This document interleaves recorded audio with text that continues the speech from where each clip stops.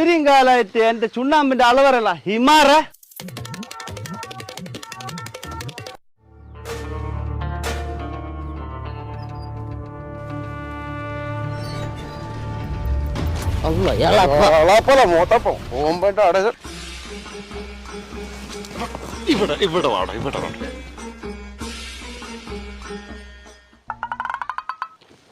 എളപ്പനെ തോപ്പിക്കാന്ന് വെച്ചാടാ സുലൈമാനെ.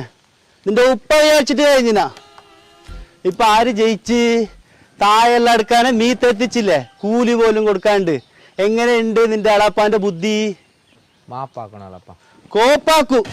ദീപാ, പോലീസിന്റെ ശിക്ഷ കഴിഞ്ഞിട്ട് എനിക്ക് എന്റെ ശിക്ഷ ഉണ്ട്. പോലീസിന്റെ പണി നിങ്ങൾ എടുക്കണ്ട, വണ്ടി എടുത്ത് മാറ്റ്.